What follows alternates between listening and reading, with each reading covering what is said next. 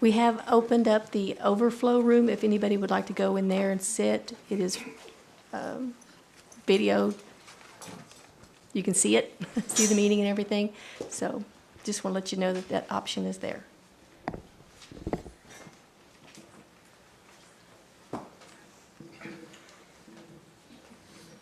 That's ready.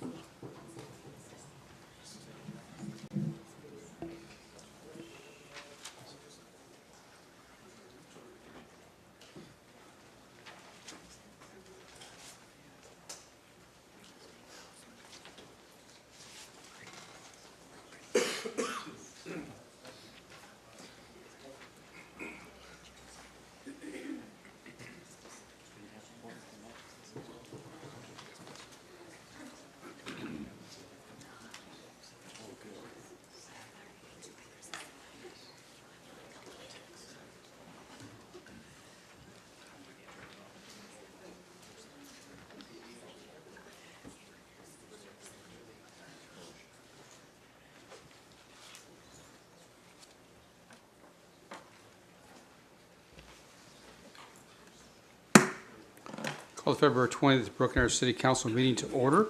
Invocation, we have Pastor Scott Kill.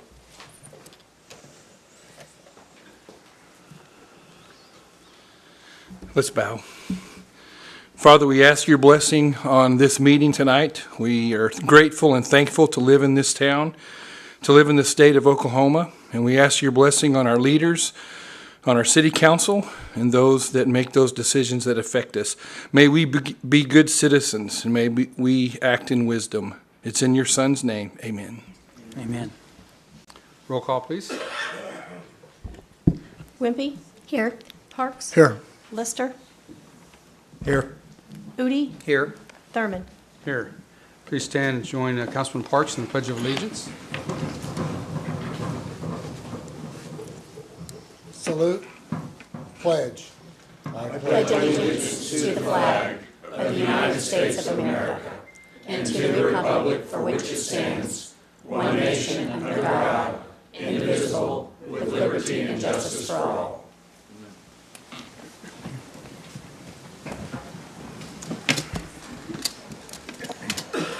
Next, we have the item 5 consent agenda. Are there any items to be removed? Move for approval of the consent agenda. Second. Motion second. Roll call, please. Yes. Parks? Yes. Lester? Yes. Udi? Yes. Thurman? Yes.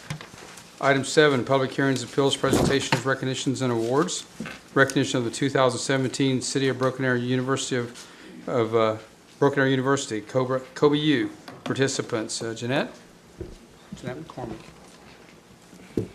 Good evening, Mayor, Council members. Jeanette McCormick, Human Resources Director.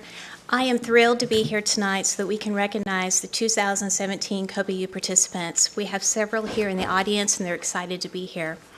A little bit about the program. It was established in February of 2017 as a pilot training program for employees citywide. There were 45 participants that were divided into 3 separate classes, and every class had a representative from each department. In order to participate, the employees had to do an online application.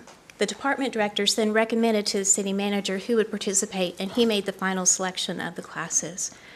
The instructors were in-house, so it was department directors and staff, key staff members that did the presentations, and they did a marvelous job throughout the year.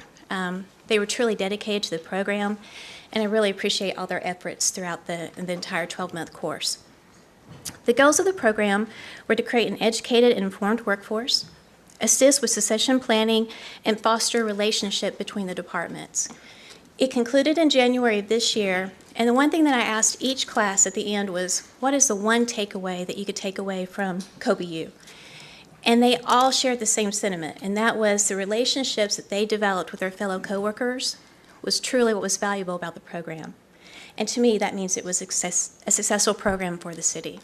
So, at this time, I would like to call out the members of the Kobe U class, and if I call your name, if you would please just come forward and stand in the front, I would appreciate it. So we'll start first with Brandon Berryhill with the Police Department, Paul Bighorse from Development Services, John Cade from General Services, Joy Clare from Finance, Jolene Cox from Finance, Scott Emmerich from Fire, Edith Fennell from General Services, Joseph Griffith from Human Resources, Jimmy Helms from Utilities, Lori Hill from the City Manager's Office, Tammy Johnston from the Human Resources Department, Cricket Moore from the City Manager's Office, Chris Oler from Parks and Recreation, Vonda Oliveira from Parks and Recreation, Jamie Ott, Emergency Management, Leo Sanchez from the Police Department, Mark Stewart from the Fire Department, Kevin Tolliver from the Police Department, Joe Williford from Development Services, and did I miss anyone in the audience?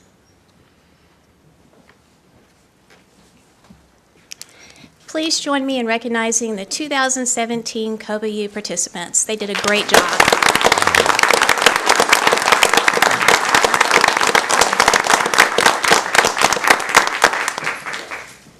Thank you.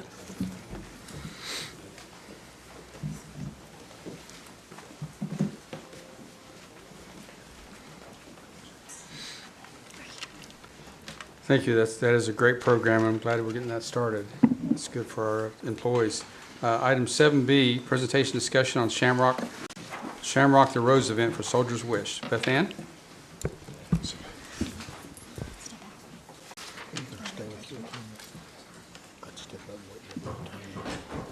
Thank you, Mayor. When the city manager came several years ago, one of the things that he said was to always try to find a way to say yes. That was one of the four directives that he gave to staff, and I really, over the years, have taken that to heart and taken it very seriously.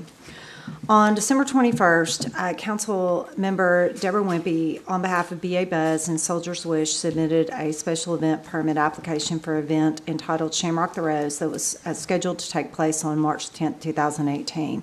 Now, at the time of submittal, the City of Broken Arrow already had an existing application on file.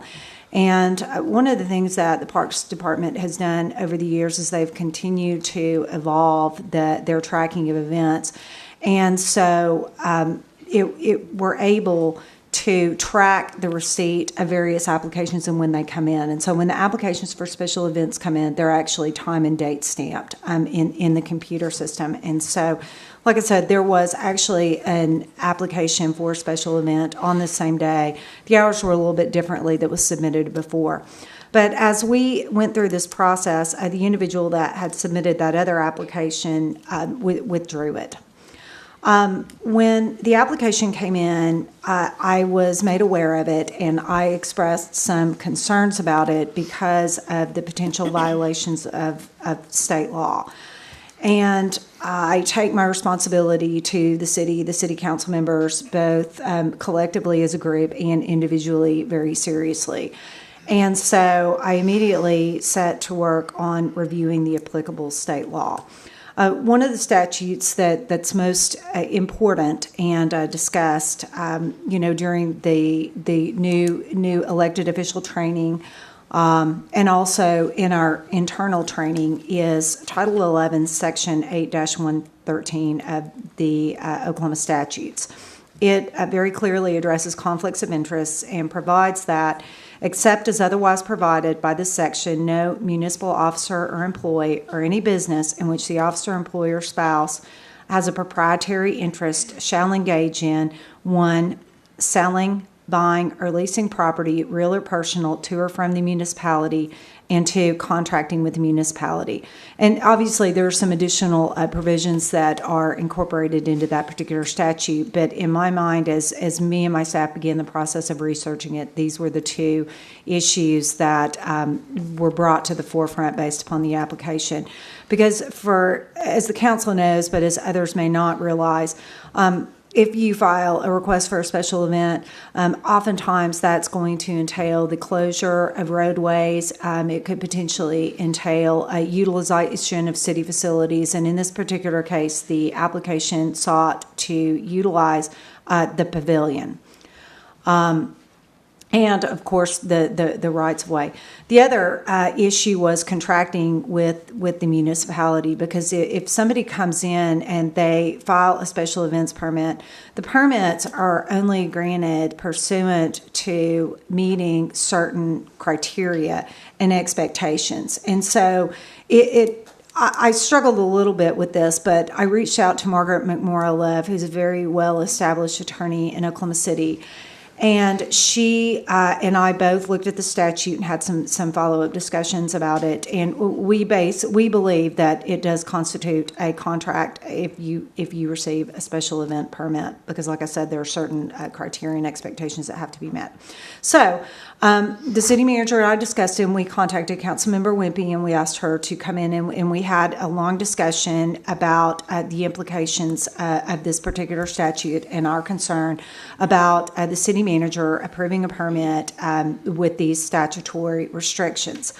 Also, conflicts of interest are addressed in the Oklahoma Constitution. Article 10, Section 11 provides that a council member cannot receive directly or indirectly any interest, profit, or perquisite, which is, one of those sort of antiquated words, but it still exists in the Constitution, arising from the use or loan of public funds or monies.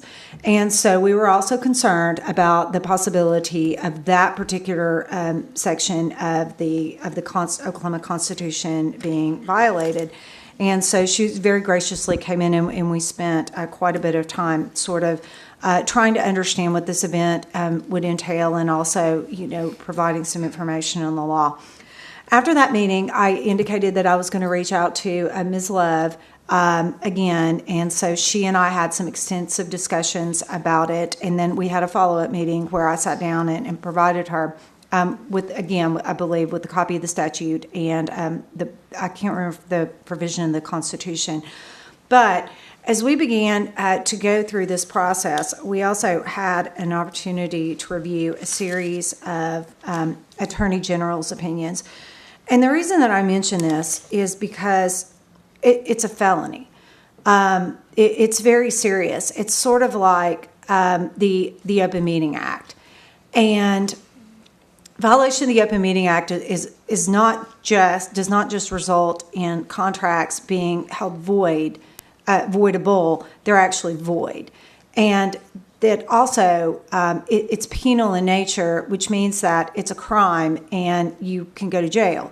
And so in this particular case, it is actually a felony. And the Attorney General's opinions that we took a look at, they had some pretty strong language. They specifically talked about, how not only do you have the possibility of committing a felony, but also how you will be forever barred from being able to hold office. So penal in nature, strictly construed.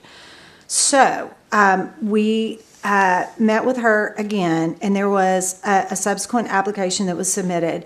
And what that particular application did was it substituted Councilmember Wimpy. She was very responsive in that regard and taking that off and substituting it with Soldier's Wish.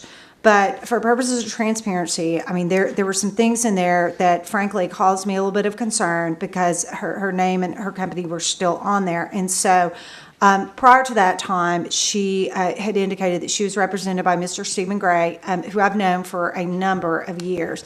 And I reached out to Mr. Gray, and he and I had some discussions about it. He and I have worked together on many, many issues throughout the years, condemnations, all those sorts of things. So I felt very comfortable having these discussions with him.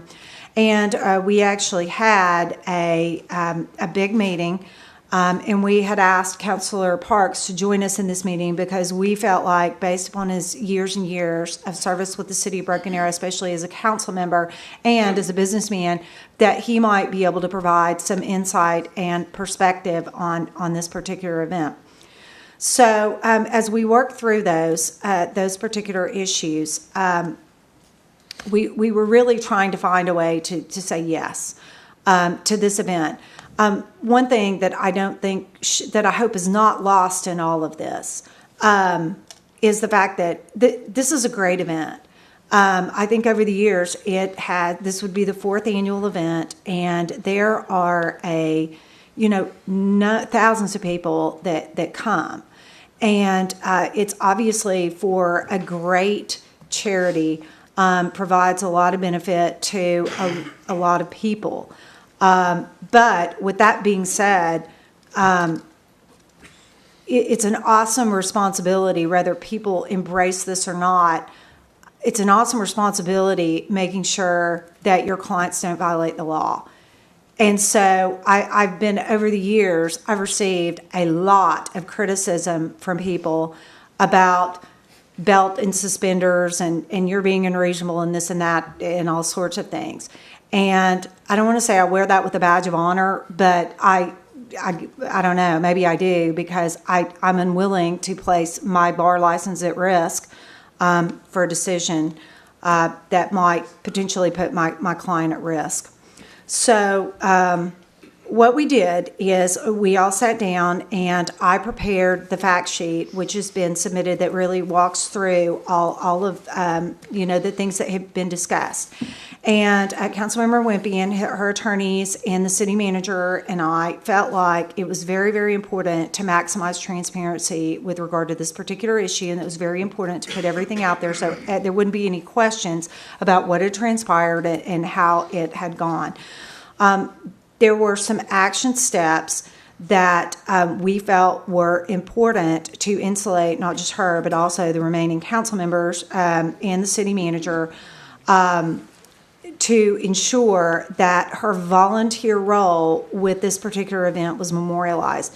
And these action items included the following: that Soldier's Wish would withdraw the previous application submitted on February 11th, that they would submit a new application for a special event, clarifying that it was the entity in charge of this Shamrock the Rose, and would be responsible for the entire event, including lease of the pavilion, closure of streets, approval to have the event, agreements to obtain permits, the receipt and expenditure of all funds. The third would be, in order to build a Chinese wall, sort of a legal term there, it would enter into a contract with BA Buzz to promote the event, because that's what she had indicated all along that she wanted to do. She was functioning as a volunteer, and that this is what she does. She promotes events, and that she felt like her skills and services and those of her business would be very, very beneficial to this particular event and would be on a volunteer basis. We also felt like it was important, just to avoid the appearance of impropriety and also the triggering of the Oklahoma Constitution, especially the section about perquisite, that not Councilmember Wimpy nor BA Buzz would be identified on the promotional materials except to the extent that it references information on the event located on BA Buzz's website, which is how it was before. I mean, that's where the event information is located, and so that seems fairly reasonable to me. And then following the event, her attorneys would review all expenditures to ensure that there was no profit or benefit to her, which adds, an additional level of scrutiny. Now, this is actually a presentation item. The approval of the permit, special event permit itself, procedurally is at the city manager's level. And if city manager, he will go through the process, and my legal opinion has been that if all of these conditions are met, then the city manager has the legal ability to approve the special event permit. Basically, the law boils down to three different things. The first one is you can't lease city property if you're an elected official or a council member. And I'm a little bit conflicted about this because basically, strict construction of this statute means that no city employee could ever lease a park pavilion for a child's birthday party. But at the end of the day, this is what the law says. It's a strict construction, and so we've already, we were aware of it, and we're kind of dusting off our procedures in the Parks Department to ensure that, that does not happen. Secondarily, elected officials can't, and city employees can't enter into a contract with the city. And then third is you can't receive a benefit as a result of city services or utilization of city property, that type of thing. So we really felt like after a comprehensive review that it would be legal for the city to move forward if all of these conditions were met. Mr. Gray is present, and I believe that he's prepared to make a few comments. And, I would like to publicly acknowledge him. Like I said, he was a former assistant city attorney over in Tulsa, and, like I said, he and I worked together for many years on a variety of topics, and I appreciate his professionalism and his willingness to work with us on this particular issue. Thank you very much, Mrs. Childs, and I do want to commend you all. You have an excellent city attorney. I've had the privilege of knowing Beth Ann, and she's a lot better to work with and have to work against in an adversarial situation. But she does have the city's best interest at heart, and I really appreciate her professionalism. I have provided Beth Ann a copy of something I think that satisfies her concerns. I have one for each of you all.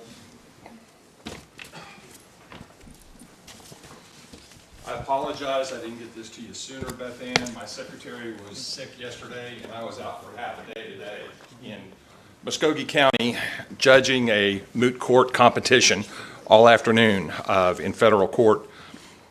First of all, let me say this. I don't think that Mrs. Wimpy, Councilor Wimpy, has any ill intentions or any intentions whatsoever to run afoul of anything. She has gone to the extra length of removing herself totally from the permit. She has removed all advertising of anything related to the Shamrock the Rose event that had her logo or information on it. She did enter into a limited agency agreement between herself and Soldier's Wish to be more of a cheerleader, and I will confess to you, I did not have the chance to vet this contract. I didn't get back till 5:15 this afternoon. I haven't had the chance to thoroughly review it. Any advertising with Lamar Advertising, as I said, has been taken down with her name on it. Furthermore, you will see a list of all checks received by B.A. Buzz that related to Shamrock the Rose that have been given to Soldier's Wish that she has not benefited or profited from in any way. The thing I appreciate about Mrs. Childs is she will always try to make it into a win-win situation.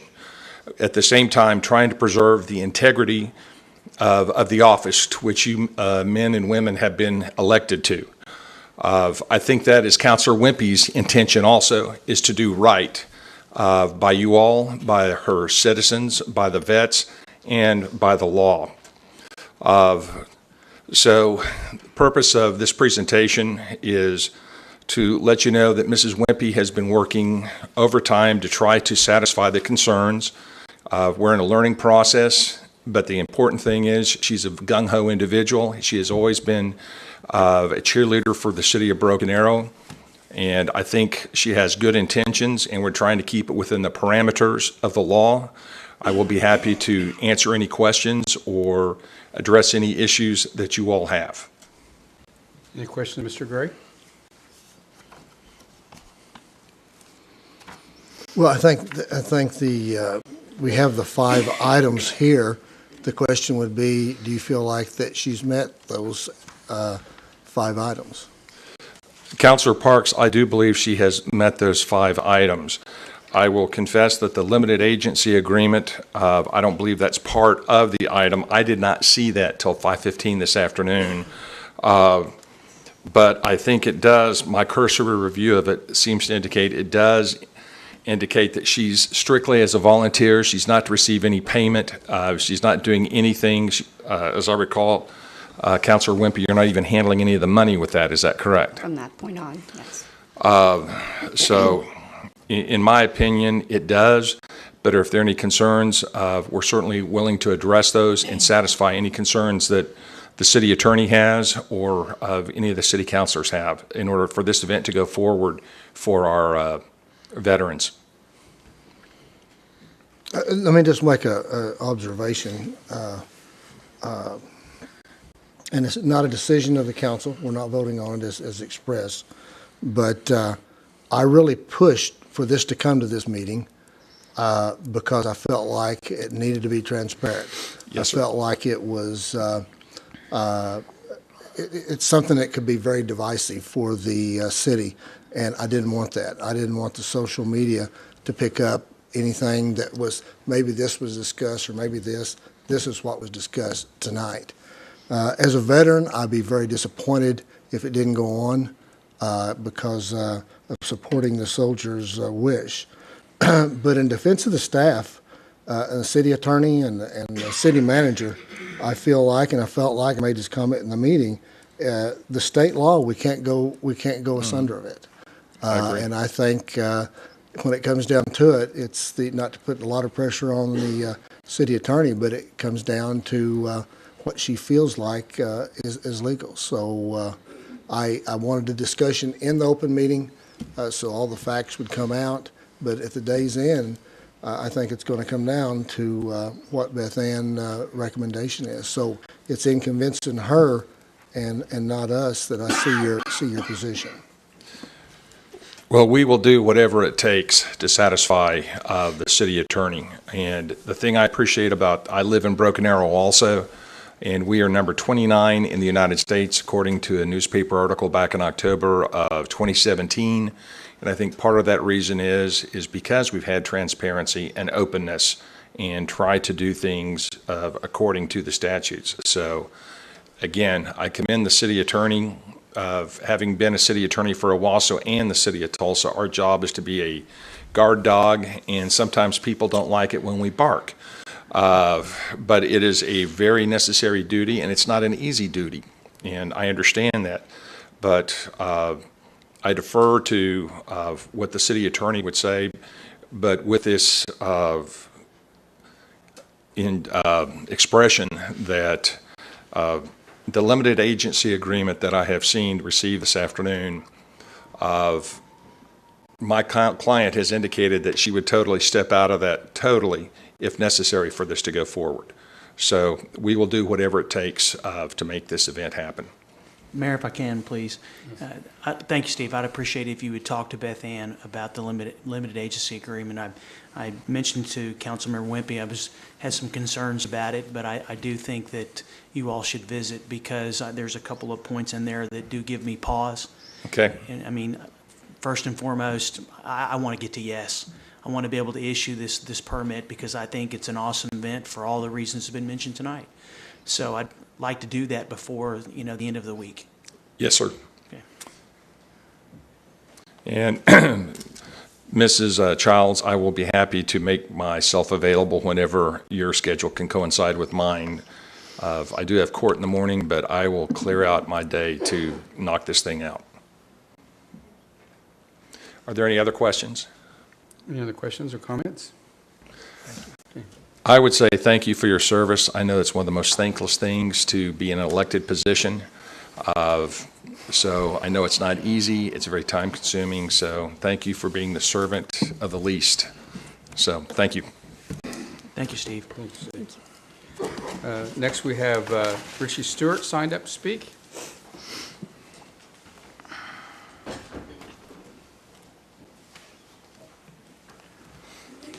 Good evening. Please state your name and address. Richie Stewart, 14327 South 52nd East Avenue, and I'm coming in just for Deborah's sake. I came to Broken Arrow in 1992 to Rhema, actually right out of high school. It was my first interaction with Broken Arrow, and loved the city so much. My daughter went to Summit Christian Academy from 2001 to 2014. Currently, I'm a member of the Broken Arrow Military Museum, and I'm a frequent visitor of your Rotary Club.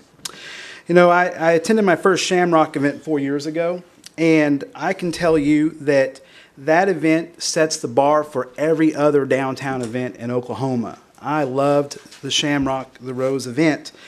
One of the things that I saw that's consistent that you know about Deborah is she's running around taking care of things. Deborah does Deborah stuff.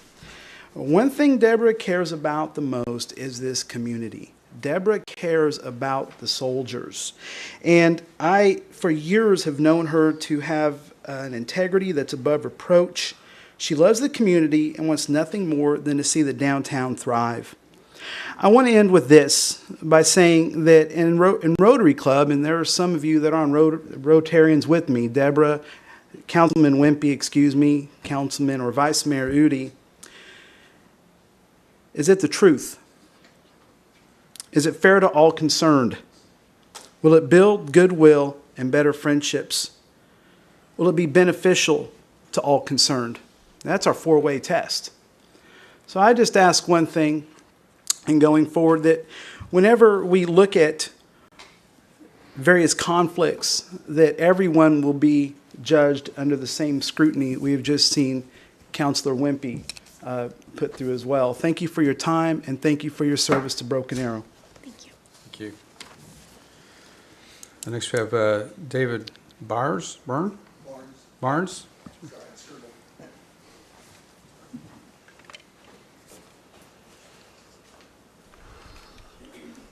My name's David Barnes. I am a resident of Broken Arrow, live at 605 East Pensacola, here at Indian Springs.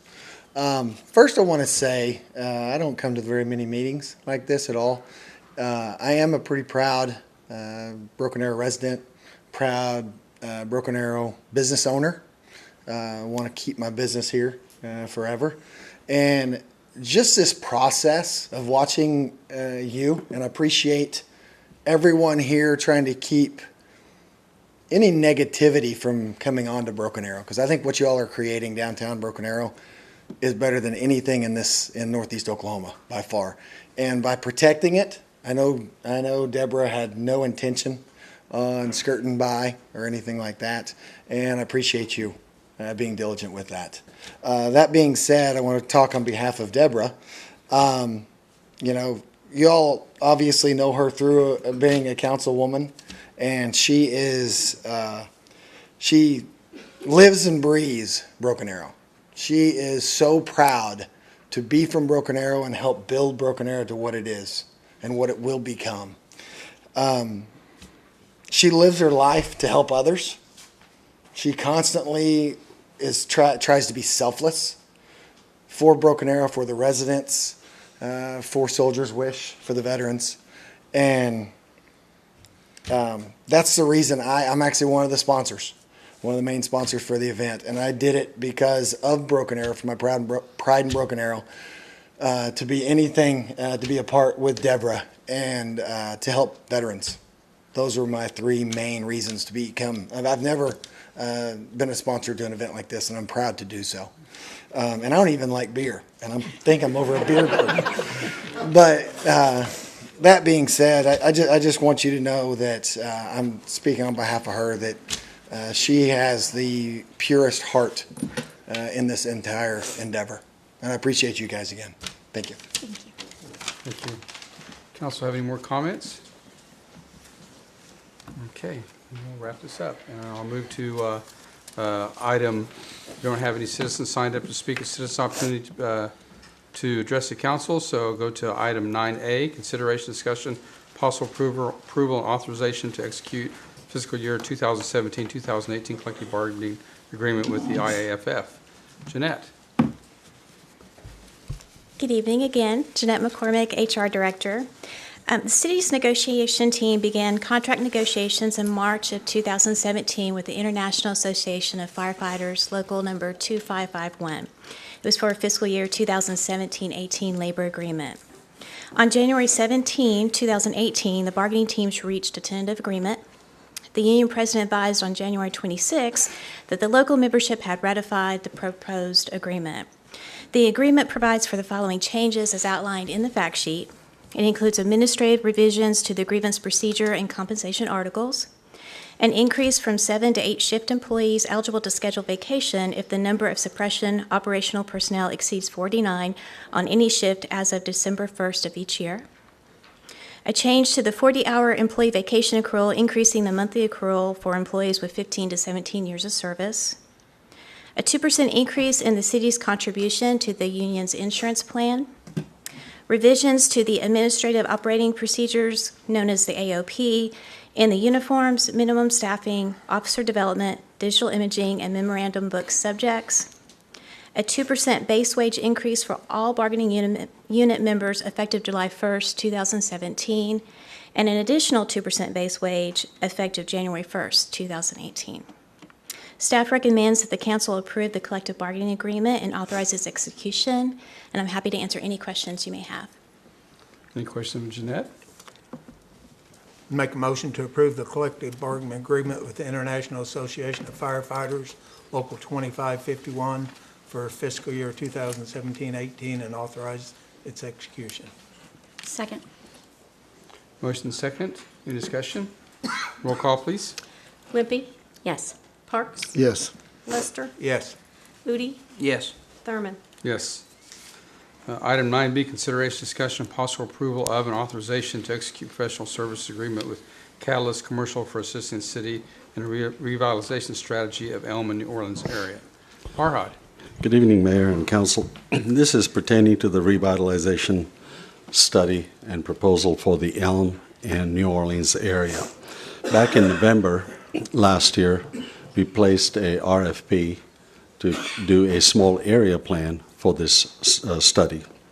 There were 3 bids received, and we interviewed 3 firms, and the consulting team has selected Catalyst Commercial with Jason Clowns. Catalyst is a firm based out of Dallas. They are also part of the comprehensive plan team that the city hired last year through Hafen Associates to perform the city's comprehensive plan. For this particular project, Catalyst will also be using ADG, the consulting firm out of Oklahoma City that helped us prepare our DROD plan for the downtown last year. So this is a very exciting project. This will require a small area plan for the Elm and New Orleans study area. Jason is present with us and has maybe a word to add. Mayor, Manager, Council, it's an honor and pleasure being here. And certainly we're honored already to be engaged in the comprehensive planning process. And I think looking at the Elm intersection, I think this creates a possible opportunity for us to develop a model that could be utilized across the city in terms of the strategic planning that we're already thinking about through the comprehensive planning process. We have a lot of experience in terms of redevelopment and revitalization. We look forward to sharing that with you. This is a very comprehensive process. We certainly want to engage the community. That was one of the things that was prescriptive in the RFP. We certainly agree with that, and we wanted this to be an amenity for the neighborhood and also the region. We also recognize and want to underscore that we understand the value of sales tax in your local economy, and we want this opportunity to be a virtuous cycle, not a vicious cycle, and we want to create opportunities for reinvestment in the intersection in a way that is meaningful for your community. And so we think the staff did a good job in terms of framing out the request, and we certainly look forward to working with you. I'll be more than happy to answer any specific questions you have, and thank you very much. Does council have any questions? I make a motion we approve the professional service agreement with Catalyst Commercial for the small area plan and revitalization strategy for Elm and New Orleans area. Second. Motion second. Any discussion? Roll call, please. Wimpy, Yes. Parks, Yes. Lester, Yes. Udi, Yes. Thurman. Yes. Thank you. We're looking forward to what you come up with. Thank you, Mayor. Item 9C. Got a conflict with this one, so I'm going to turn this over to Councilman Russell. Item 9C is the consideration, discussion, and possible approval of resolution number 1082, a resolution of the City Council of the City of Broken Arrow authorizing initiation of an action of declaratory relief against Henry and Vestina Henwinkle, Brown and Perkins LLC, and other necessary and appropriate defendants regarding what zoning classification should be applied to a tract of land consisting of 19.64 acres. Beth Ann? Now that you've read that entire title, I would ask that you there's table nothing it else to until say, after is there? executive session. Do we have to So- repeat it if we vote to table it? I won't make you repeat it again, but if you I would wanted please. to be thorough. I make a motion we table this item until later on in the meeting, After executive session. after executive session. Second. Motion's been made and seconded. Roll call, please. Yes. Parks, Yes. Lester, Yes.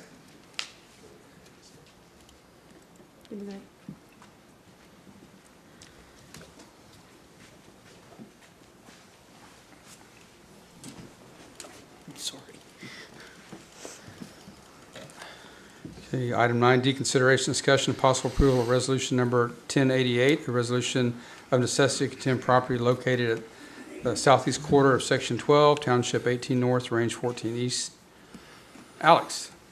Alex Mills, Engineering Director. Thank you, Mr. Mayor, Council. You have before you tonight a request for approval of necessity for condemnation for a piece of property for the 23rd Street roadway project we've been trying to get the property for. Our third-party right-of-way agent, Universal Field Services, has unsuccessfully tried to negotiate a price for this property. We offered full appraisal price of $18,885, and that was turned down by the property owner. As you might be aware, we have an agreement where we pay 20% and ODOT pays 80% of whatever agreed upon price. But since we couldn't reach a resolution, we're asking you to approve moving forward with condemnation on this property. I'd be happy to answer any questions you might have. This wouldn't delay the project any? No, sir. Right. Make a motion to approve and authorize the execution of Resolution 1088. Second. A motion is second. Any discussion? Roll call, please. Wimpy? Yes. Parks? Yes. Lester? Yes. Udi? Yes. Thurman? Yes. Item 9E, consideration, discussion, and possible approval and authorization to execute resolution number 1089, a resolution confirming the supplementation and publication of the City of Broken Arrow's Code of Ordinances. Beth Ann? Yes, sir. As the council is aware, we're required by state law to recodify every 10 years. However, when we receive supplements, it's been the practice of the legal departments in cooperation with the city clerk's office to have the council adopt by resolution the supplements. Typically, we do those on a quarterly basis. It basically provides notification based upon the prior ordinances that have been adopted by the council of any sort of penal ordinances or anything else that need to be done. So we would respectfully request that you approve this resolution and authorize its execution. Any questions of Beth Ann? Make a motion to approve resolution number 1089 and authorize its execution. Second. Motion is second. Any discussion? Roll call, please. Wimpy? Yes. Parks? Yes. Lester? Yes. Udi? Yes. Thurman? Yes. Item 9F, consideration, discussion, and possible approval of PUD 271 and BAZ 1994, Bill Knight collision. Larry?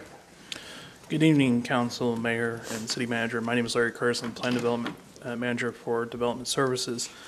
Plan Unit Development, PUD 271 and BAZ 1994 involve a 2.74 acre undeveloped tract located north of Kenosha Street and west of 6th Street. Applicant is requesting that a portion of the site, 1.96 acres, be rezoned from CH commercial heavy to ILPUD 271 industrial light, and that PUD 271 be approved for the entire site. The project site was originally platted as part of Lynn Lane Terrace on May 7, 1973, and later amended by Lynn Lane Terrace Amendment on February 24, 1977. BAZ 1994, the applicant is requesting that the zoning designation for 1.96 acres of this 2.74 acre site along the west and north side of the site be amended from CH to IL with the overlying PUD to accommodate an automotive major repair use for Bill Knight collision. The remainder of the site will remain a CH and anticipated for future use by a potential restaurant facility.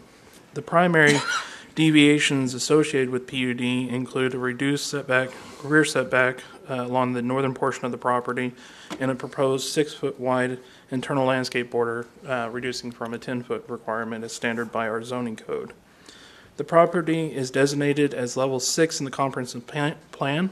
While IL zoning is considered to be in conformance with the comprehensive plan in level 6, when it is done in conjunction with the plan unit development, the City Council has consistently expressed concern about major vehicular car lots, major car repair facilities along Kenosha from Elm to Lynn Lane. Automotive facilities that have occurred along this stretch in recent years have been approved through ordinance that have had a required minimum of 2.5 acres. The property associated with BAZ 1994 and PUD 271 will need to be replatted. Access to the site is proposed to include an existing driveway along Kenosha Street that is utilized by Andy's Custard and will require a mutual access easement.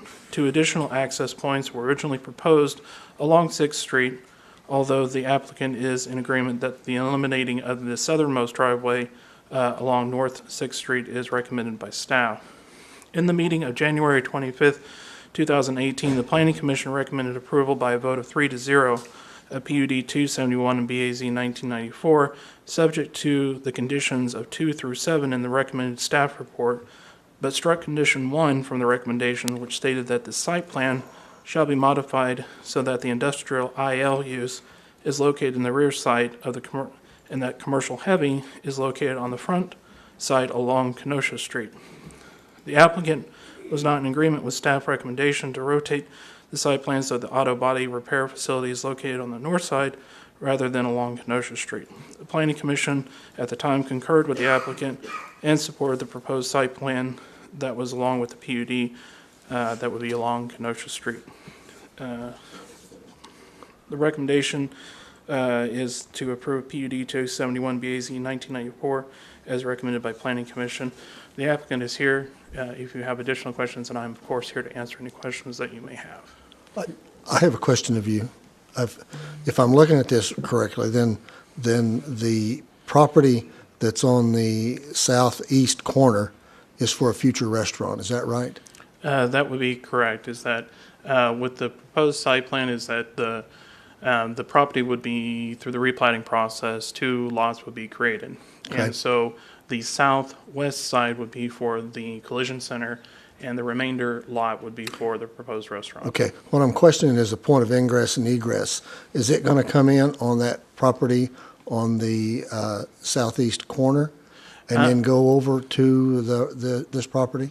Okay, so what's currently there in front of Andy's, yeah, if you stop right there, Okay. is that the existing driveway that is currently was created as a part of the future development of this site is that we knew that this lot would also develop out, and so that existing driveway is there, and so there is a mutual access easement associated with that. Staff had recommended, and at the time the applicant had concurred or agreed, is that the 2 additional driveways, one of those on the south side would be removed, and the remainder one on the north side would remain. So there would only be 2 access points, not 3 at And this the point. one would come in on a future property, would come in and turn back. I know it has a mutual access agreement, but I just wonder how much traffic's going to be flowing back through there. Is that going to be workable as far as you're concerned? As far as staff is concerned, because when they develop out the entire site, you can kind of see it highlight kind of within that dotted area, is that they will add additional access within their lot to allow traffic flow around their building. But that will be up to whoever purchases that site to ultimately decide exactly how they want to do that. But they will have to meet traffic flow standards, fire code standards for access to the city site, or for city services. So you're saying that they can, the extra lot, it could be a restaurant, will ultimately be able to travel to the north side of the They will, yeah. entrance and Through the replatting process of the site, they will be one of the requirements through the it'll platting. be a mutual access drive? Exactly. So there'll be 2 mutual, not like this illustration, I guess it'll be 2 mutual access. You'll have one by Andy's Custard off of Kenosha, and then the north access off of 6th Street, and then the future restaurant could access, if that road goes through, back to the Correct. So there will east. be a mutual access point on the north side, mutual access point down here, and then through the mutual access agreements, they will have the ability to use that driveway that's located off 6th Street. But this design is not what the city recommends. The staff. City staff, I should say. City staff had recommended that due to the nature, it has been historically one of the things that previous councils and this council has tried to do is that the area along Kenosha has historically been one of our older areas. As a part of our older areas that we have older uses of property that have been used for car repair facilities, for car lots, most notably in this area. And we have been actively trying to improve this area as a part of the development. So this type of request is not in line with some of the previous actions by council. So the staff, noting what previous council has approved and what they have desired, had suggested to the applicant that they rotate the site so that way The collision center would be located on the backside and would be more hidden than what would be on the front. And that would allow that the front side would still be commercial. And, I mean, because my understanding is that along this stretch of Kenosha, we're trying to beautify it and improve it and not, and have it focus on restaurants and retail shops. Isn't that That generally is- what this council has done? That is generally what this council has done, yes. So they were just in opposition to having the overhead doors on the north end of the building, is that? Well, staff was concerned about the location of the collision facility along on the corner. Period. Just because of the type of use that is associated with that.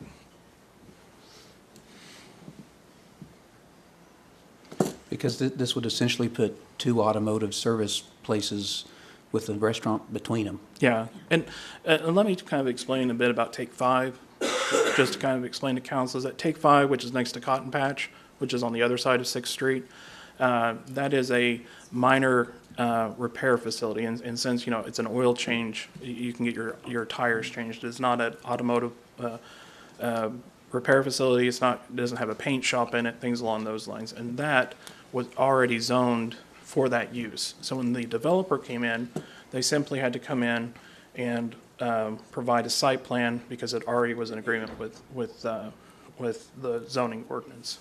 But as this is a higher intensity use for car repair facilities, that's why they're required to be in an IL zoning district. And I do believe their staff would like an opportunity to talk. If the applicants would like to speak?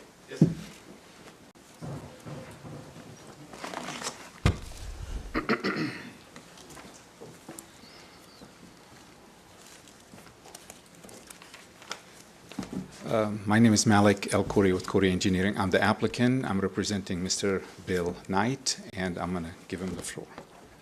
Great. Thank you. Bill Knight, my address 5015 East 118th Place. So thank you for allowing us to come. I think I would just add some background as to what we're trying to accomplish and maybe some of the things that we've learned since we've started the process. I think, first of all, the first thing we're trying to accomplish is we do have a collision facility on South Memorial behind our Ford dealership. We calculated in 2017 roughly $3.5 million worth of our business there were people that had Broken Arrow addresses. So that got us thinking that we could add convenience to those already existing clients of ours that were utilizing our collision facility. So that was probably what started the process of us being interested in entering the Broken Arrow market and bring that $3.5 million worth of business to Broken Arrow and make it more convenient for our customers that have frequented our collision center. The other thing that I would mention is that since we've started the process, we've had a lot of inquiry about that other site. I think what we've concluded is that we've really unlocked the value of that site by making it smaller. We've got two proposals on the table right now, one from a fast food facility that would kind of fit that development area that we've identified. A second offer that we have is from a fast casual restaurant that would actually like a little bigger site, which would actually take them back to that future parking area. We're still, we've talked to the Planning Commission about that, not ready to make any announcements tonight, but I think one of the things that we have figured out is that there is a lot of interest in that second lot once we made it smaller and more affordable. And then just a comment about the rotation of the building. When we talked about that during the Planning Commission meeting, our take was that if that's what we wanted to do, we could go find a piece of commercial property with no frontage and put it there rather than paying retail for the frontage that we had. So it really became for us kind of a non-starter to actually have our facility hidden from the site rather than actually have it be on Kenosha. So that's where we are. So we're excited. We think we can bring a great business to Broken Arrow. We know we already have existing clients here, and we're excited to be able to hopefully try to do that. You answered one of my questions, and that was if it hurts that property be marketable, which really shouldn't have anything to do with this decision. I was just wondering about that piece of property, how it was going to be marketed, and you think that you're not going to have any problems doing that? Not so far. We've not marketed it. You know, all we've done is made the offer on the entire piece, knowing that we're only going to use part of it. So you're saying that in turning the property where the doors are in the back, you can't utilize this property? Well, the option that was given to us was actually to rotate the entire site. So we would be in the back part of the property, not necessarily rotate our building, but actually rotate the site. I mean, the parking in the front. Oh, the parking, yeah. You understand that, well,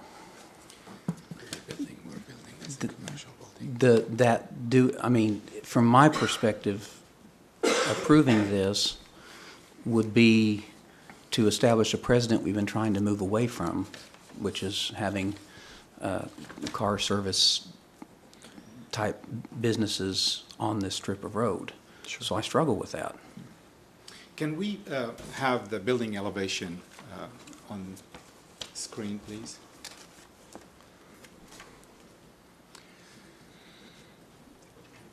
The building elevation fronting Kenosha does not look like a collision shop, like a body shop. I believe the architect is going to modify the west elevation fronting 61st Street because staff requested some additional masonry and some additional landscaping we're going to add on 6th Street. So frankly, when you look at this, most of the building work, every single project will be completed inside the building.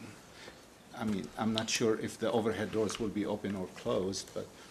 Well, it'll be an air-conditioned building, so they will be closed the vast majority of the time. They'll be open to allow access and egress, but they'll be closed the vast majority of the time. And then all of the, you know, the fencing in the back is designed to hide any of the wrecked vehicles that are dropped off by tow trucks. So we have, to Malik's point, we've worked really hard to turn this into and spent money to turn this into more of a retail-looking facility than a commercial facility. It looks really nice. Have any more questions of Mr. Knight? Any questions of Larry Curtis? Yeah, Larry, I would. So tell me what the discussion in the Planning Commission as far as moving away from this perspective of what we're trying to accomplish. In the Planning Commission meetings, it was expressed that due to some thoughts of if someone was trying to develop the site, that their concern is, you know, that they would have the same issue of trying to rotate the site and lose the visibility. So that was some of the issues that the Planning Commission members were having by staff's recommendation on the rotation of the site. Aside from that, there was no additional input from the Planning Commission on this item. It wouldn't, I mean, I understand, but doing that wouldn't necessarily stop someone from developing. It would just change what they put there, as opposed to a light industrial facility that operates on cars. It would maybe be something else. Correct. And I would be curious, perhaps, Mr. Curry could, if he could address this, but my question comes, if it's rotated, then then a restaurant or whatever, or retail space could go on that front end. And it allows us to remain consistent with what we've been trying to do here. I mean, and I say this because Bill Knight fixed my wife's car and it looks like brand new, so thank you. But the thing I would point out about that location is it's behind another location and it's not particularly easy to get to, but it seems to stay very, very busy. Yeah. And so I don't know that would necessarily, perhaps you have figures that indicate otherwise, in which case I'd listen to them, but I don't know that necessarily would affect the ability to conduct this type of business, but rotating it would allow us to remain consistent with what we have said we want to do. Mhm. And that's where my struggle is with this. So, I mean, I'm Mr. just. Curry to address that rotation? Yeah, if you have any thoughts on that. Yes, sir. What we presented to the Planning Commission, if the zoning is, the land zoning is the concern, we can zone the front 20, about 100 feet of the property, leave it CH, because the front 25 or 30 feet of the building is actually used as an office. And that use is allowed within the CH district. So we suggested that to the Planning Commission, and they voted to allow our site plan to move forward. So they didn't feel like it's necessary to do so. But that offer still stands. I mean, we don't have, Mr. Knight doesn't have any issue with keeping the frontage along Kenosha Zone CH. And to response to the Planning Commission in regards to that is that while the zoning would stay the same, the use would still be a collision center. And so the zoning was not what was in question, it was the use that was in question by the To me, it's Planning both. Commission. It's both the zoning as well as the use, which is, I mean, it's just, it's. They go hand in hand. Yeah, and that's where my struggle is. So I mean, I would be more comfortable if we were considering what was recommended by staff, because I think that's consistent with the precedent here, and I'm uncomfortable establishing a different precedent when we're trying to establish a certain feel and concept on Kenosha. I mean, so that's where my struggle is. And I would add to your comment about the facility behind the Ford dealership. This one would be about half the size of that one. And so we've kind of tried to take that into consideration too in terms of the traffic and the activity around it.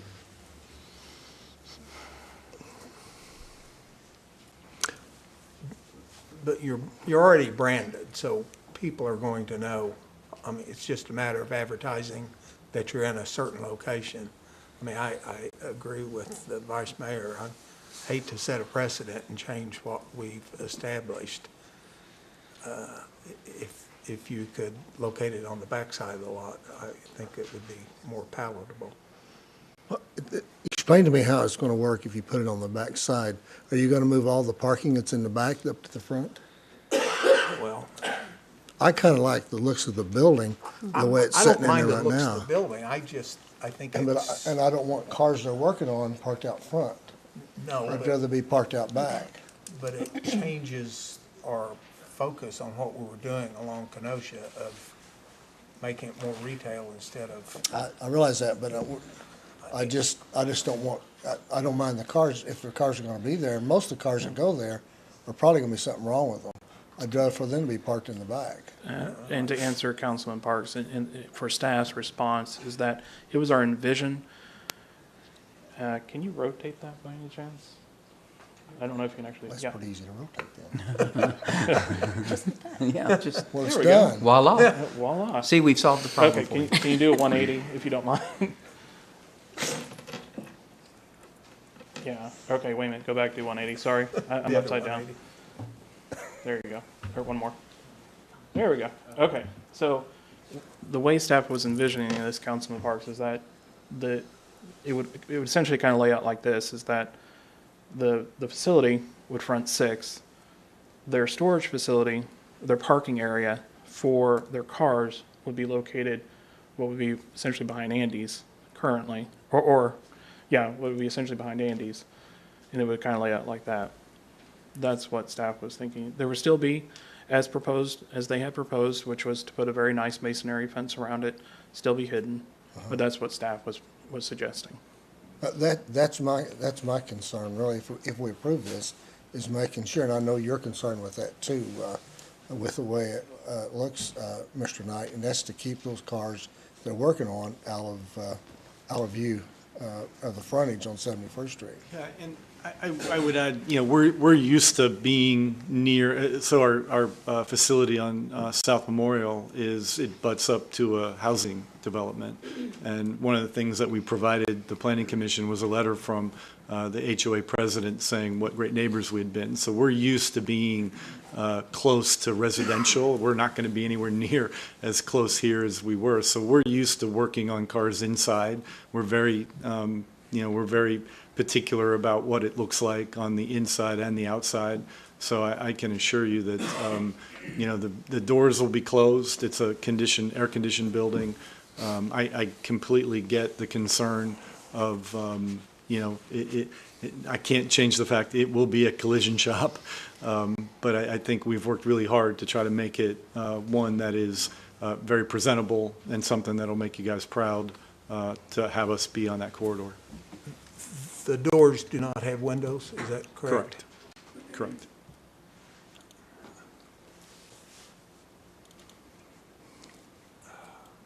But if the councils wish to add windows, we can. Pardon me? If the councils wish to add windows, we can. No. I think we want you to add a retail store. Just a little one, maybe. Yeah. I would make a motion that we approve PUD 271 and BAZ 1994 as recommended by the Planning Commission. Second. I have a motion and a second. Any discussion?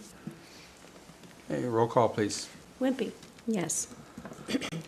Parks, Yes. Lester, Yes. Udi, No.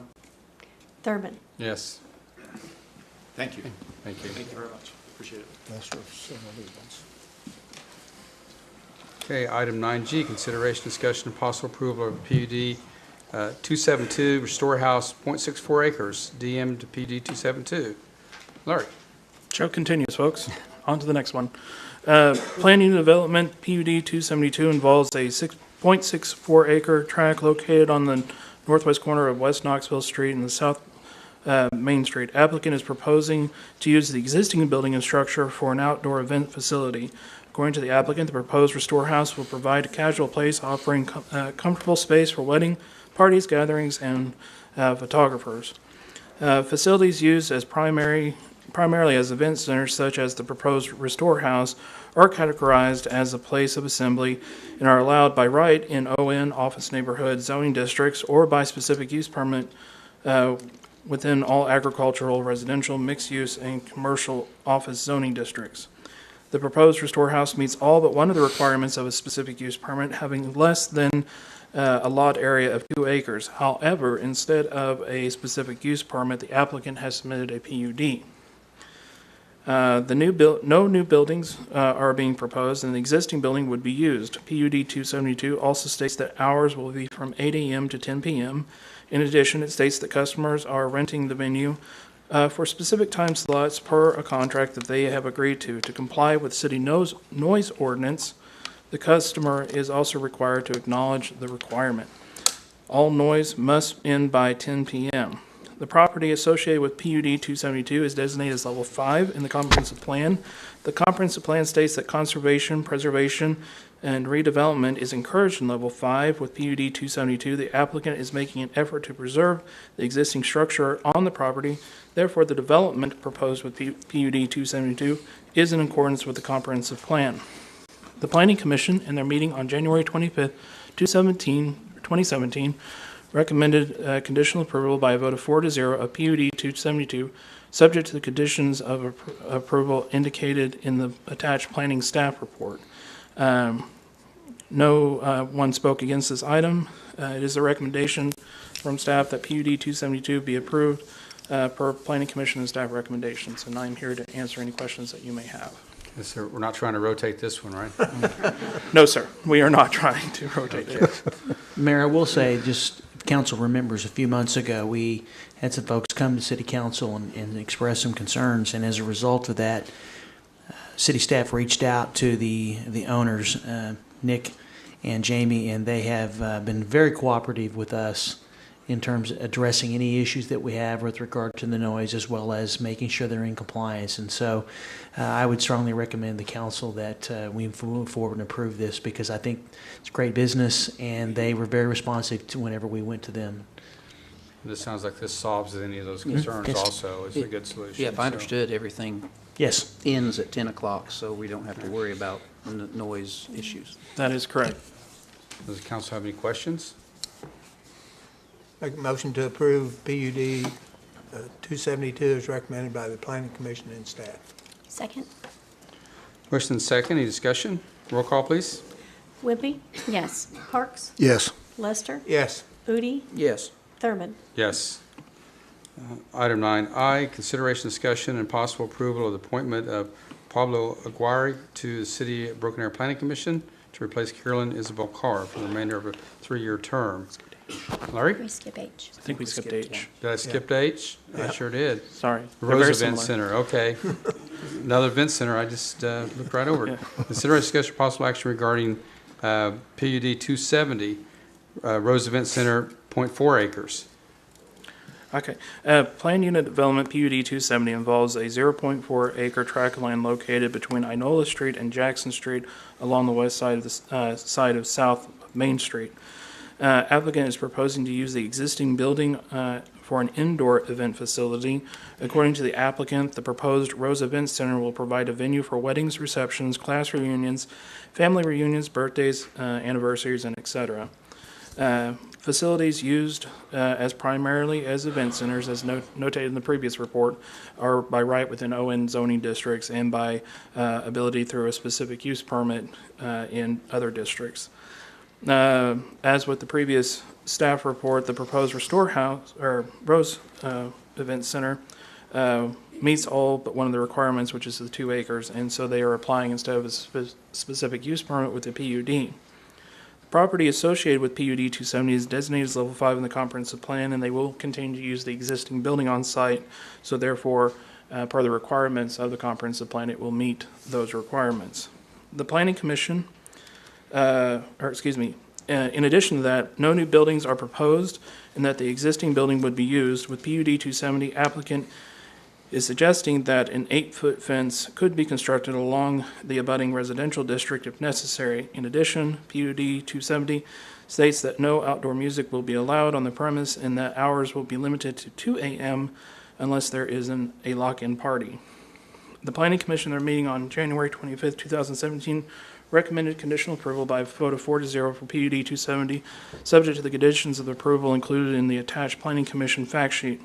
2 people spoke against this item. Their concerns were with parking, trash on the site, loud noises from various events in the past. It is a recommendation of staff that PUD 270 be approved per the Planning Commission and staff report, and I'm here to answer any questions that you may have. Sounds like this is similar, it solves some of the issues that we've had in the past. Exactly. And cleans things up and makes everything work right. Yeah. I noticed in the information sheet, it said a 6 or 8-foot fence. And Yes. which is it? It is recommended by staff that they put in an 8-foot fence. So is that what we're voting on? Mm-hmm. Okay. And that'll enclose the whole back end of that? Yes, if that is the direction that council would like to go to, that will be included with that. And the difference between the 2 sites, just letting you know, is that one was mostly an outdoor facility. That would be the Restore House. This is an indoor facility. I'm a little troubled by the 2 a.m. because since I do sound at my church, I know how much sound I can put out inside that gets outside. Mm-hmm. Not saying I've done that. No, not at all. I know what it Not at all, can sir. do. And so I'm a little concerned about this 2 a.m. Timeframe. And through the PUD process, council can limit time that events are held within the facility, if you so choose. We do have a noise ordinance. After a certain, that after is 10 p.m., I'm if just- you put out I'm a just- certain amount of noise, you've violated our statutes and can be subject to a citation. And they become, so many citations, they become a nuisance, and we can handle it in that manner as well. I'm just Absolutely. letting my concerns be known. Have they, the previous concerns, have they addressed all of those? Yes, they have. Chief Berry Hall has been fantastic, along with our staff on helping us with code enforcement violations, and they've been very receptive on getting everything back in order. Thank you, Larry. I was going to mention at the council, I want to thank Michael Skates and his folks, as well as the chief. The community relations that they've done on this. I mean, obviously, the event center here had some more serious matters that need to be looked at, and I applaud the chief for his community relations in order to make them understand that, that what they do affects the neighborhood, and we have to be good neighbors. So I would recommend this. I understand the concern of the vice mayor, but I do think that they have complied, and if there are issues, that they have shown a cooperativeness with us to address those. So I would recommend this as well. Any questions for Larry? Make a motion to approve PUD 270 as recommended by the Planning Commission and staff. Second? Motion and second. Any discussion? Roll call, please. Wimpy? Yes. Parks? Yes. Lester? Yes. Udi? Yes. Thurman? Yes. Now we'll go to 9I. I won't read this since I've already read it once. So, Larry? Yes. As you may know, Caroline Isabel Carr, who has served our planning commission very well over the years, is needing to step down. And as such, we are needing to replace her with a new member. And with that, Mayor Thurman has suggested, with the help of Councilman Lester, that we appoint, or that council appoints Pablo Aguirre to replace Caroline on the Planning Commission. Mr. Aguirre currently serves as on the Board of Adjustment and has, for 1 year, and has served on the Board of Adjustment well. And he is very much interested in continuing to serve our community. Currently has a bachelor's from the Oklahoma State University and has a history of working with other community volunteer organizations. And so through this action, if council does approve this, it would remove Mr. Aguirre from the Board of Adjustment and then appoint him onto the Planning Commission for the remainder of Ms. Isabel Carr's which is tenure, which will be to May 1st of this year. And then at that time, he may be reappointed for the Planning Commission. Here to answer any questions that you may have. Any questions of Larry? I'd make a motion to approve the appointment of Pablo Aguirre to serve on the Planning Commission for the remainder of a 3-year term to expire on May 1st, 2018. Second. Motion and second. Any discussion? Roll call, please. Wimpy? Yes. Parks? Yes. Lester? Yes. Udi? Yes. Thurman? Yes. We have no preview ordinances. Item 11, ordinances. Item 11A, consideration, discussion, possible adoption of ordinance number 3507. Beth Ann? Yes, sir. Items A through E are pretty much routine matters. Those are the ordinances that are required to finalize the zoning. So I'm happy to review each one of them individually, but the council has been fully briefed on them. So if you want to, I would ask that you approve each one or adopt each one separately with the emergency clause, A through E. Make a motion we adopt ordinance number 3507. Second. Motion and second. Any discussion? Roll call, please. Wimpy? Yes. Parks? Yes. Lester? Yes. Udi? Yes. Thurman? Yes. Move for the emergency clause. Second. Motion and second. Any discussion? Roll call, please. Wimpy? Yes. Parks? Yes. Lester? Yes. Udi? Yes. Thurman? Yes. Move to adopt ordinance 3508. Second. Motion and second. Any discussion? Roll call, please. Wimpy? Yes. Parks? Yes. Lester? Yes. Udi? Yes. Thurman? Yes. Move for the emergency clause of 3508. Second? Motion and second. Any discussion? Roll call, please. Wimpy? Yes. Parks? Yes. Lester? Yes. Udi? Yes. Thurman? Yes. Make a motion to approve ordinance number 3509, or adopt ordinance number 3509. Second? Motion and second. Any discussion? Roll call, please. Wimpy? Yes. Parks? Yes. Lester? Yes.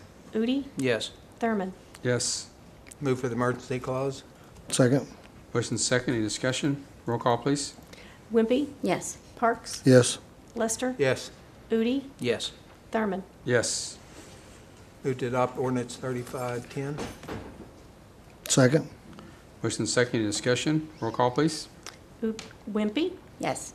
Parks? Yes. Lester? Yes. Udi? Yes. Thurman? Yes. Move for the emergency clause. Second. Motion and second. Any discussion? Roll call, please. Wimpy? Yes. Parks? Yes. Lester? Yes. Udi? Yes. Thurman? Yes. Make a motion to adopt ordinance number 3511. Second? Motion and second. Any discussion? Roll call, please. Wimpy, Yes. Parks, Yes. Lester, Yes. Foodie, Yes. Thurman. Yes. Emergency clause? Move for emergency clause. Giving you a chance. Have a second? Second. Motion and second. Any discussion? Roll call, please. Wimpy, Yes. Parks, Yes. Lester, Yes. Foodie, Yes. Thurman. Yes. Move to, we're going to table this one to after. You want to No. table this till after? We go ahead and do it? They No, need to wait. Okay. And my suggestion would be that just for the benefit of the cameras, that the mayor and the vice mayor, if they're Go ahead. yeah, out the back. I'll wait till you exit. You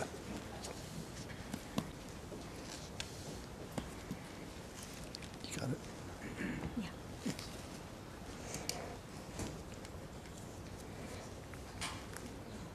Next item is item G. Do I hear a motion? I make a motion, we approve ordinance number Well, 30. would you like for me to review this one? Would you? Please. I'm sorry. We haven't heard it before. I'm sure you haven't, but I do think that it's important for all the council members to understand that this is unusual. This is an unusual situation. Normally, staff does not present an adopted ordinance on for consideration so quickly after it was conditionally approved by the council. But in this particular case, state law, well, not in this case, in all cases, state law provides that in order for the zoning to be finally changed, not conditionally changed, that an ordinance has to be adopted by the council. And in order for an ordinance to pass, it takes a majority of the full council. So all three remaining members would have to vote yes on it in order for the zoning to be changed. And just for purposes of transparency, we do have pending litigation involving this particular case.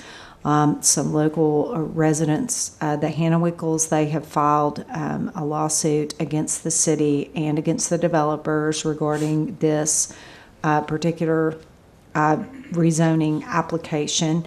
And then, of course, so you've got the surrounding landowners, they take the position that the zoning was not approved. The landowners, of course, take the position that it was approved.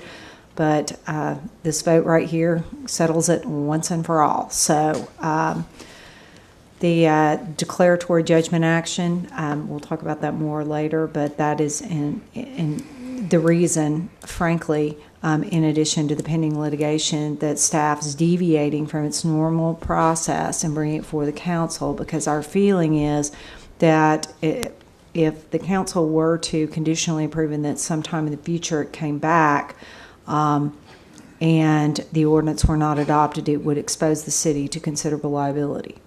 So I just want to get that all out there. I will be happy to answer any questions. Any of the council members have questions of Beth Ann? Okay, do I hear a motion? I make a motion, we approve ordinance number 3511. 12. 12, I meant 12. Sorry. Do I hear a second? Chair seconds. Motion's been made and seconded. Roll call, please. Wimpy, I'm still concerned about the strain on infrastructure in that area, the strain on the schools and strain on public safety. I haven't heard how any of that is going to be solved when 300 additional units come in, but it's not about the project itself, it's the area that I'm concerned with, and so for that I'm a no. Parks, Yes? Lester, Yes. Just for clarification, the ordinance does not pass, so.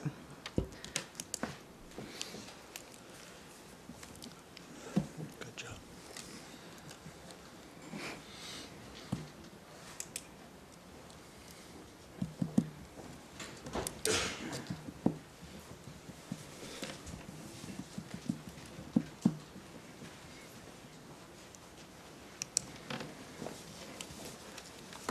Okay, item 11G, consideration, discussion, and possible adoption of ordinance number 3514. Beth Ann? Yes, sir. Public hearing was held at the last meeting to rezone 38.7, or I'm sorry, I've got rezoning on the brain, to annex 38.73 acres of land into the city. All the statutory requirements have been met. The ordinance was previewed at the last meeting. This is the final step. We would respectfully request that you adopt ordinance number 3514 and approve the emergency clause. Make a motion to adopt ordinance 3514. Second? Motion and second, any discussion? Roll call, please. Wimpy? Yes. Parks? Yes. Lester? Yes. Udi? Yes. Thurman? Yes. Move for emergency clause? Second. Motion and second, any discussion? Roll call, please.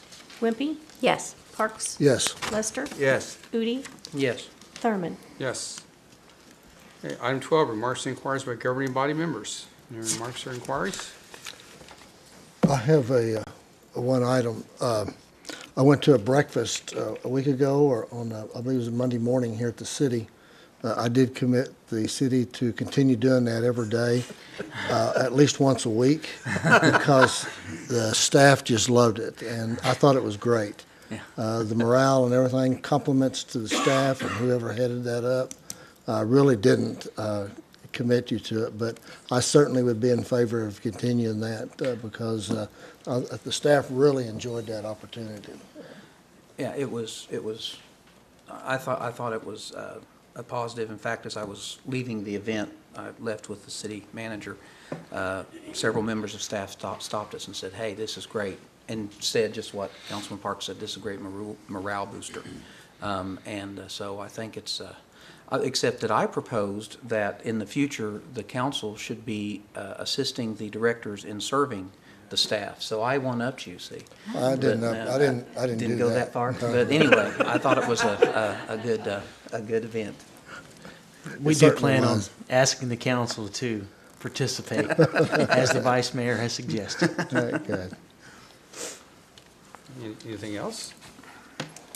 Okay, go to item 13, remarks and updates by city manager. Michael? Good evening, Mayor and members of council. Just three things. First off, I know some of them have left. I would like to take this opportunity to congratulate those city employees that completed the COBA-U, the City of Broken Arrow University, our first class. You know, when I started 2.5 years ago, one of the things I noticed shortly after starting was there was a strong need to improve our organization's continuity of government. In Oklahoma, we are susceptible to natural and man-made disasters, unlike some other states are.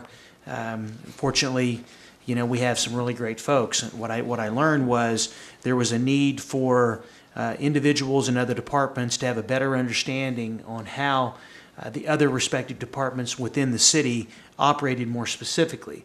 And secondly is that I've always believed that you should strongly consider promoting from within whenever there's an opportunity for advancement. In order to do that, you have to give those folks that have that desire, that earnest desire to serve in a leadership position, the opportunity to understand the culture of the organization and exactly how it operates. And so the folks that completed this program, and many were here tonight, completed that first class of just over a year of learning how the other departments operate, as well as developing those networks of relationships that are needed to improve the level of services that we provide to our citizens. I'm very, very pleased that they took the time. I appreciate the support of the directors for allowing those folks to have that time. And I also want to take this opportunity to thank Jeanette McCormick, our HR director, and Beth Ann Wilkening. She was Wilkening then, now she's Childs, for her stewardship in helping this. And Beth Ann not only helped initiate the class, she also did the videos that council members have seen talking about the importance of COBA-U. So I'm certainly hoping that we will have a number of employees that will want to continue this program because those are the future leaders of our organization that are out there serving our citizens. And I still see many of them sitting in the audience here tonight, and I just want to personally say thank you. Secondly, I want to thank the council for awarding the contract to Catalyst for the marketing study that we will be undertaking at 101st and Elm Place. Just for the public's recollection, I know the council knows this, the notion of creating are doing the study came from the synergy surrounding the need to update folks on what's going on in South Broken Arrow. And we promised the folks that were at that meeting, as well as the community, that we would engage in that intersection to determine what we could do in order to try to revitalize that area.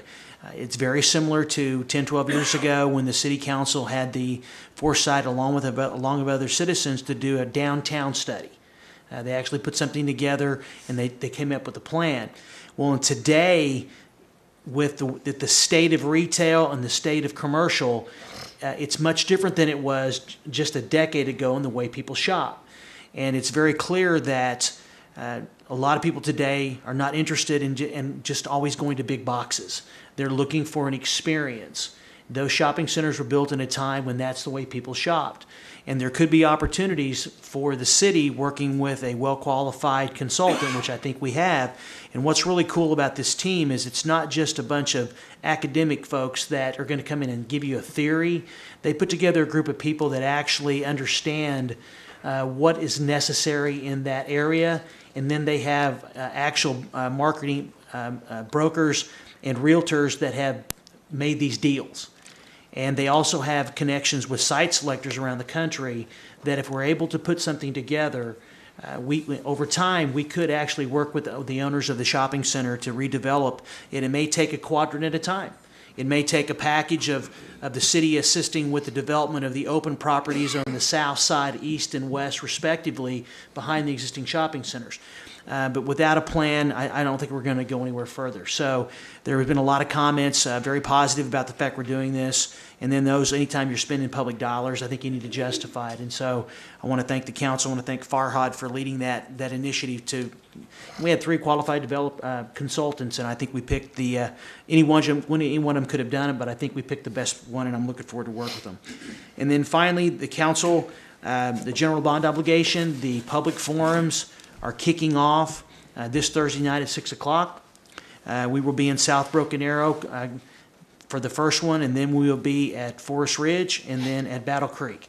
And just for the public's knowledge, for those that are watching the meeting, and we're putting a lot of information about that, it's not going to be 2 hours of the city council and the city manager talking, okay?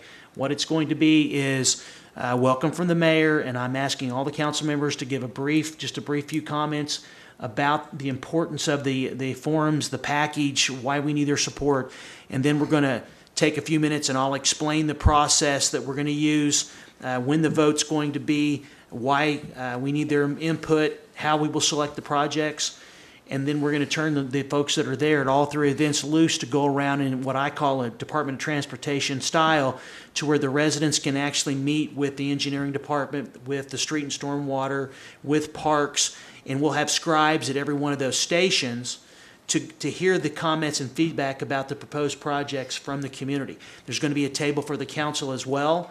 And so if there are residents that have questions about something they like or don't like that's in the package, I felt like they should have those one-on-one conversations with the governing body.